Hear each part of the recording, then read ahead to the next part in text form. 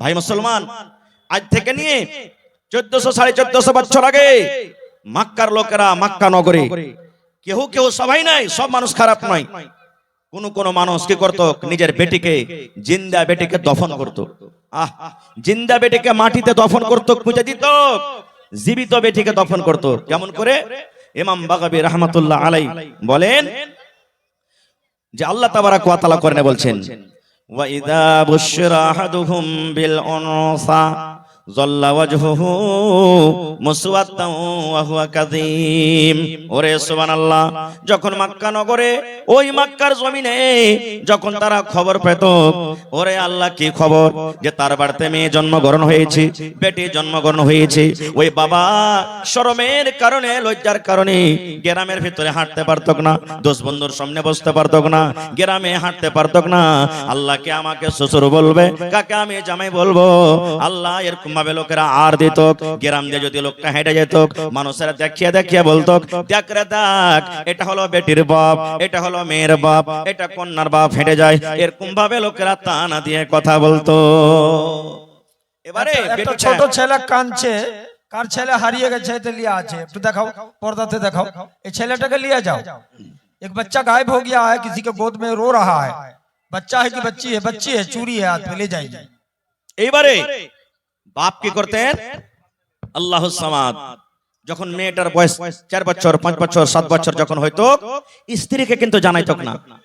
একটা কোদাল নিয়ে মাঠে জঙ্গলে চলে যেত, আর মাঠে যাওয়ার পর একটা গর্ত করত, কবর খুঁড়তো, খাল করত, খাল করে বাড়ি চলে এলো। বিবি কিন্তু জানে না। এবার বিবি কাইসা বলতো, কি রে হালেমার মা, ও জামিলার মা, জায়েদার মা, সাফিয়ার মা, শুনে নাও, আমার মেয়ে 5 বছর 7 বছর বয়সে ছেড়ে বিবি জীবনে কোনোদিন কাঠিয়ারের বাজার দেখতে পাইনি, শ্যামাপুরের বাজার কেমন হয় দেখতে পাইনি, আমার মেয়েটা জীবনে কোনোদিন মেলা কেমন হয়, চক কেমন হয় দেখতে পাইনি। আমার মেয়েকে সুন্দর করে তুমি সাজাইয়া দাও, তাকে তেল কজল দিয়ে গোসল পানি করে নতুন জামা পরাইয়া দাও। আমার জামিলাকে, আমার হাফসাকে আমি মেলা ঘুরতে নিয়ে যাব। মার কলেজা কিন্তু বড় হয়ে যেত, আরে আমার স্বামীর মনে হয় আমার বেটির উপরে দয়াময় হয়ে গেছে, আর তাকে কিচ্ছু বলবে না। কিন্তু ওরে সুবহানাল্লাহ, মা তো জানে না কোন মেলা তাকে নিয়ে যাবে, মা তো বুঝে না, মা জানে না কোন মেলাতে কোন বাজারে নিয়ে যাবে। স্বামীর কথা শুনে সুন্দর করে মেয়েকে সাজিয়ে গুজিয়ে গোসল দিয়ে তেল কাজল দিয়ে নতুন কাপড় দিয়ে আব্বার হাতে তুলে দিতেন। আব্বা মেয়ের হাত কান ধরে টানতে টানতে টানতে ওরে আল্লাহ কোথায় নিয়ে যেত? ওই মেলাতে নয়, ওই বাজারে নয়, ওই জঙ্গলের ভেতরে যেই জায়গাতে গর্ত করে এসেছে, ওই গর্তের পাঞ্জরে নিয়ে যেত। গর্তের পাঞ্জরে নিয়ে যাওয়ার পর মেয়েকে বলতো, বেটি রে, এই গর্তটা দেখতো রে মা, এই খালটা দেখতো রে মা, কত বড় খাল। ওরে সুবহানাল্লাহ। ইমাম বাগাবী রাহমাতুল্লাহ আলাইহি বলেন, ওরে আল্লাহ, ওই অবুঝ মাসুম মেয়ে জানে না আমার আব্বা জান কেন আমাকে গর্ত দেখতে বলছে। এরকম করে মাথা বাড়ায়, মুখ বাড়ায় যখন গর্ত দেখতে যায়, পেছন থেকে আব্বা জান তাকে ধাক্কা দিয়ে গর্ততে ফেলে দেয়। যখন গর্ততে পড়ে যায়, আব্বা বলতেন, বেটি রে, জীবনের মতো তুমি আমাকে আব্বা বলে নাও, আজকের পর থেকে আর আব্বা বলে ডাকবে না, কারণ তোমার শেষ টাইম, শেষ সময়। মাকে যদি বলার থাকে, মা মা মা মা বলে তুমি ডেকে নাও, দুনিয়ার যা দেখার আছে দেখে নাও, আজকের পর থেকে আর তুমি আমাকে দেখতে পাবে না, তোমাকে আমি দেখতে পাবো না, তুমি শেষ টাইম, শেষ সময়, এখন তোমার বাবারে যা দুনিয়াতে দেখার আছে তুমি দেখে নাও।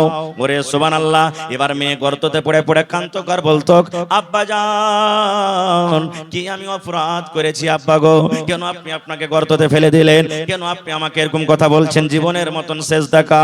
আব্বা বলতো, মারে, যেদিন থেকে তুই জন্ম হয়েছিস রে মা, সেদিন থেকে আমি গ্রামে আর হাঁটতে পারি না, লজ্জার কারণে গ্রামের সামনে আমি হাঁটতে পারি না, লজ্জার কারণে আমি গ্রামে মুখ দেখাতে পারি না, এই জন্য রে মা তোকে আজকে দফন করে আমি বাড়িতে চলে যাব। কিন্তু ওরে সুবহানাল্লাহ, মেয়ে বলতো, কারণ আব্বা গো তুমি আমাকে মারিও না, তুমি আমাকে দফন করিও না, আজকের পর থেকে তোমাকে আর আব্বা আব্বা বলে ডাকবো না, মাকে মা মা মা বলে আমি আর ডাকবো রাখবো না, আমার দুই চোখ যেদিকে যাবে আমি চলে যাব, কিন্তু তুমি দয়া করে গর্ত থেকে আমাকে উঠাইয়া নাও। তার কথা শোনা হয়তো না, ওই মক্কা নগরী ওই বাপ একটা মেয়ের কথা শুনতো না, ওই মেয়েকে উপর থেকে মাটি চাপিয়ে জিন্দা জীবিত তাকে দফন করে বাড়িতে আসতো।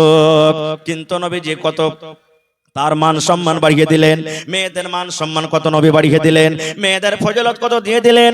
আল্লাহর নবী বললেন, ও বেটির বাবা, ও মেয়ের বাবা, তোমরা শুনে নাও, আল্লাহ রাব্বুল আলামিন তাকে দুইখানা মেয়ে দিয়ে আজমাইশ করেছেন। আল্লাহ রাব্বুল আলামিন দুইখানা বেটি দিয়ে যাকে পরীক্ষা করেছেন। ওরে সুবহানাল্লাহ, ও বেটির বাবা তুমি খুশি হয়ে যাও, খুশি হয়ে যাও।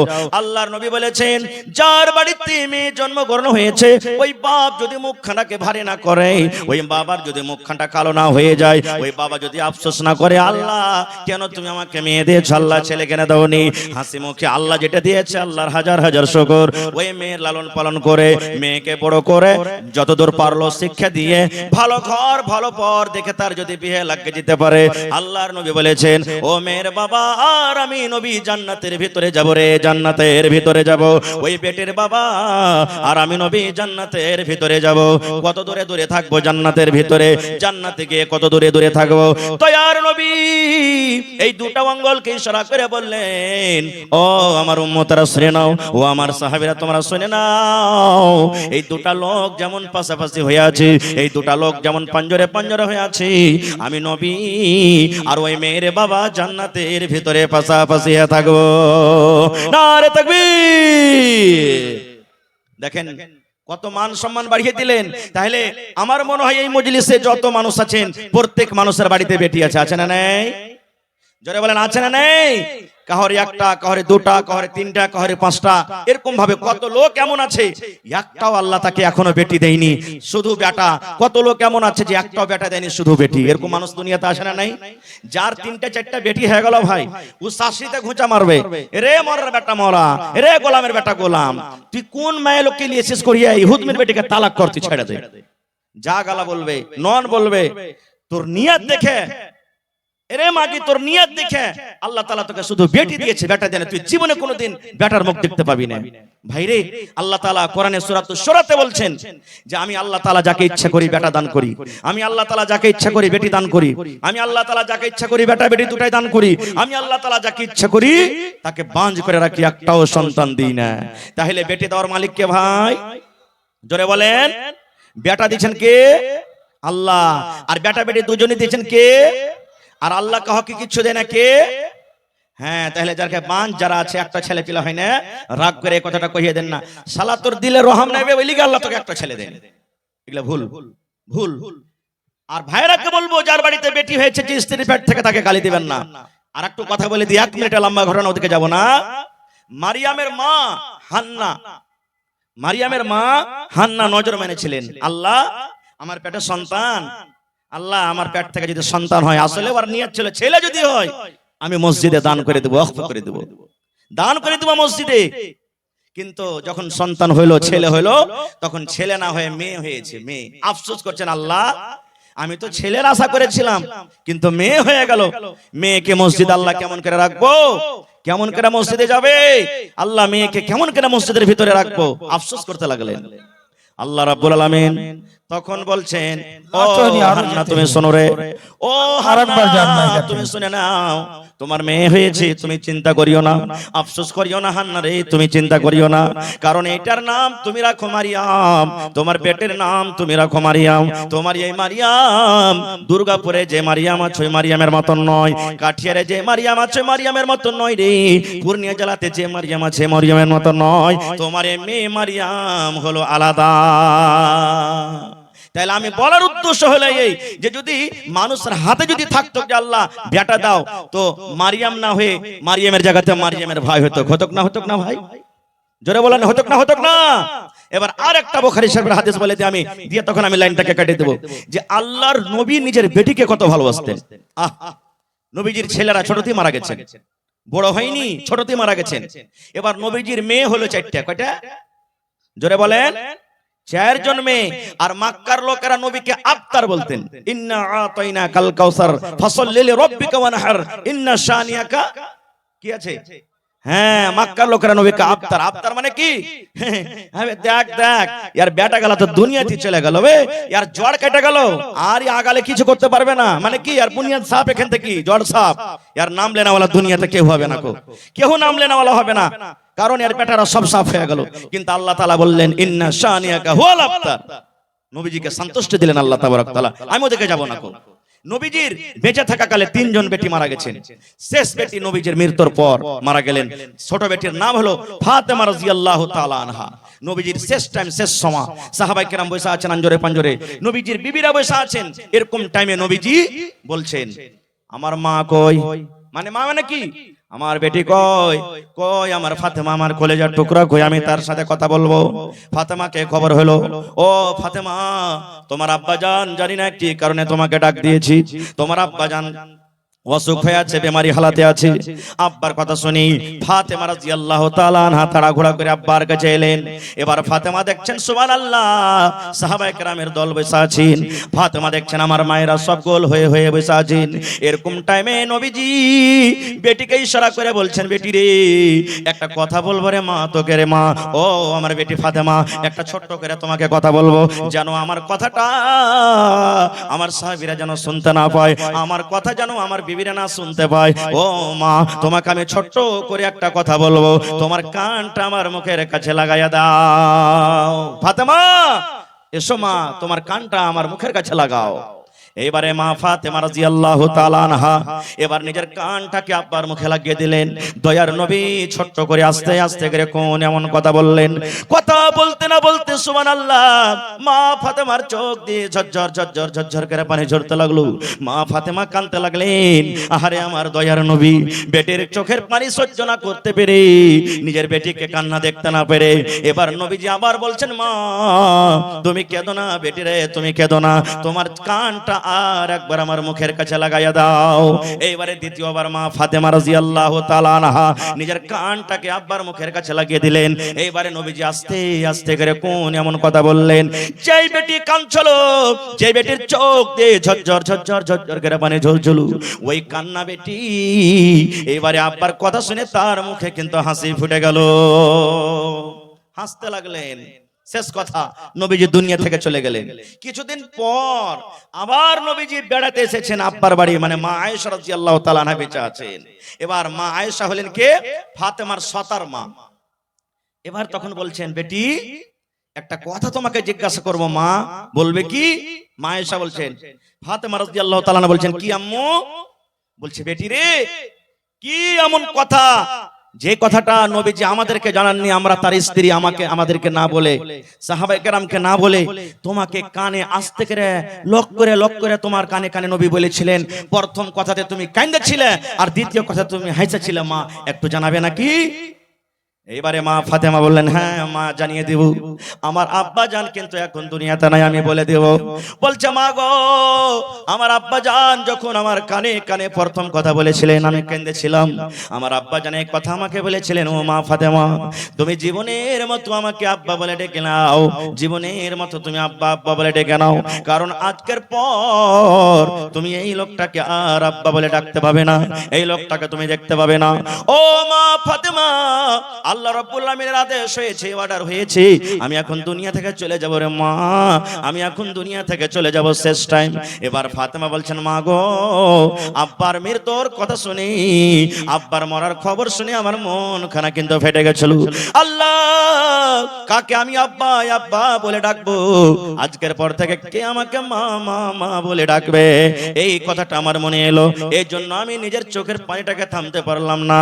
এইবারে দ্বিতীয়বার যখন আমার আব্বা আমাকে বললেন আমি হাসলাম, এই কথাটা আমাকে বলেছিলেন ও মা ফাতেমা তুমি কেঁদো না বেটি রে, তুমি কেঁদো না কেঁদো না, কারণ আমার মৃত্যুর পর আমার দুনিয়া থেকে যাওয়ার পর আমার বংশের মধ্যে আমার খানদানের মধ্যে সর্বপ্রথম যার সাথে আমার দেখা হবে কিংবা আমার খানদানের মধ্যে যার সর্বপ্রথম মত হবে সেটা হবে মা ফাতেমা তুমি।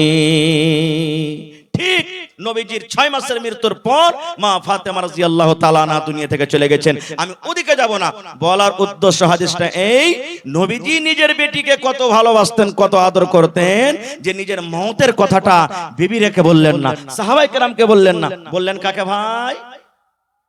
কাকে বললেন? আর আমরা কতটুকু ভালোবাসি?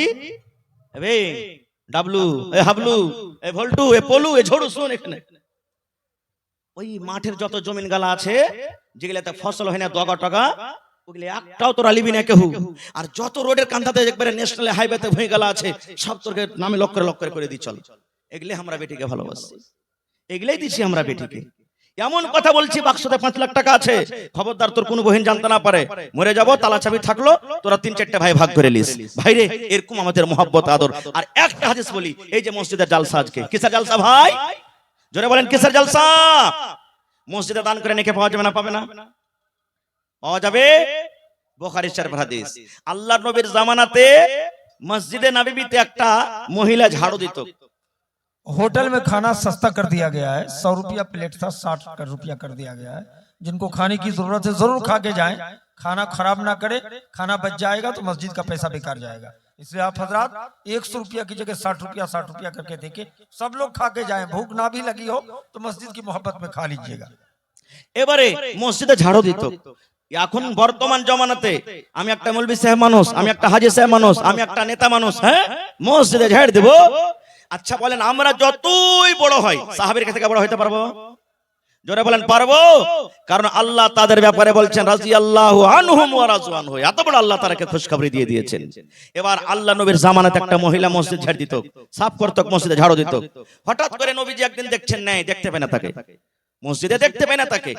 এবার সাহাবায়ে কেরামকে জিজ্ঞাসা করলেন, হ্যাঁ গো ওই ঝাড়ুদারনিটা কোথায় গেছে নাকি মসজিদে? কই দেখতে কেন পাই না? তো সাহাবীদের মধ্যে কোন লোক বলেন, হুজুর ও তো মারা গেছে, মরে গেছে ও। তো বলছেন যে ওর কাফন দাফনের টাইম কখন করেছো? বলছে যে হুজুর ওকে তো রাতের বেলাতে আমরা দফন করে দিয়েছি। আল্লাহ রাসূল বললেন যে আমাকে যে খবর করনি তোমরা? বলছে সামান্য একটা মসজিদের ঝাড়ুদারনি মসজিদে ঝাড় দিত, ছোটখাটো কাম করত। যেমন এই বর্তমান যুগে ইমামের আমরা ভ্যালু দিই না, যেমন এই বর্তমান যুগে কখন ফেলে দিব? যখন খালি বিহা পড়ার টাইম লাগে মৌলবীদের কাছে ডাক, তারপরে সব সময় ওকে আমরা কোনো আহমিয়ত দিই না। এবারে নবী বললেন যে তোমরা যে ওকে দাফন করলে তা আমাকে কেন জানাওনি? বলছে হুজুর ও সামান্য একটা মসজিদের ঝাড়ুদারনি, মসজিদে ঝাড় দিত, ছোটখাটো কাম করত, তা আপনাকে কি কষ্ট দিব? আমি রাইতে করে দিয়েছি। ওরে সুবহানাল্লাহ। যখন কথাটা শুনলেন আল্লাহর নবী রেগে গেলেন। রেগে যাওয়ার পর বলে চলো কোথাও ওকে মাটি দিয়েছো আমাকে দেখাও, কবরটা দেখাও কোথায় মাটি দিয়েছো। ওরে সুবহানাল্লাহ, জীবনের প্রথমবার নবীজি ওই লাশটাকে, কবরটাকে সামনে করে জানাজার নামাজ পড়লেন। এই হাদিসটা থেকে আমরা কি বুঝতে পারলাম? নবীজি একটা মসজিদের ঝাড়ুদারনির মান সম্মান কত বাড়িয়ে দিলেন। এবার আপনাকে বলবো, যদি মসজিদের একটা ঝাড়ুদারনির মান সম্মান এত হয়, তাহলে মসজিদে যারা দান করে তাদের মান সম্মান কত? মসজিদে যারা দান করে ওদের সম্মান যদি বড় বেশি হয়, তাহলে যারা মসজিদে নামাজ পড়ে তার মান সম্মান কত ভাই? এই মানে আল্লাহ রাসূল সাল্লাল্লাহু আলাইহি ওয়াসাল্লাম এলান করে দিয়েছেন, মান বানা লিল্লাহি মাসজিদান বানাল্লাহু লাহু বাইতান ফিল জান্নাহ। ও আমার উম্মতেরা, তোমাদের মধ্যে যে আল্লাহকে রাজি করার জন্য এখানটা মসজিদ বানাবে, আল্লাহ তাবারাক ওয়া তাআলা তার জন্য জান্নাতের ভিতরে এখানটা ঘর বানিয়ে দিবে। সুবহানাল্লাহ। ভাইরে আমার টাইম 40 মিনিট মনে হয় হয়ে এলো, বেশি আমি নিব না আপনাদের কাছে সময়, আর মাত্র 5 থেকে 10 মিনিটের মধ্যে ভাই আজকে এই জালসাতে দেখি কোন আল্লাহর বান্দা আছেন যার বাড়িতে বেটি আছেন, বেটিকে স্মরণ করে বেটির প্রতি মহব্বত মায়া দেখিয়ে বেটিকে ভালোবাসি। আজকে আল্লাহকে দেখান যে আল্লাহ দেখো সত্য আমরা বেটিকে ভালোবাসি, বেটির পরে আমরা কোনো দুঃখ করি না, কোনো আফসোস করি না। বেটিকে স্মরণ করে ভাই বেঁচে আছে কিংবা দুনিয়া থেকে চলে গেছেন, দেখি ভাই আমার যত লোক এখানে আছেন, 1 টাকার 1000, 2 টাকার 1000, 5000, 10000, 50000, এবং যদি কেউ চাহেন যে আমি 1 কাঠা জমিন দান করব, 1 ডিসমিল জমিন দিব, দিতে পারেন ভাই। মা খালারাকে বলবো নাকের কানের এই সমস্ত জিনিসগুলো আপনারা খুলে খুলে আল্লাহ তাবারাক ওয়া তাআলার রাহে দেন, আল্লাহ তাবারাক ওয়া তাআলা খুশি হবেন। তো দেখি আজকে কোন আমার ভাই আছেন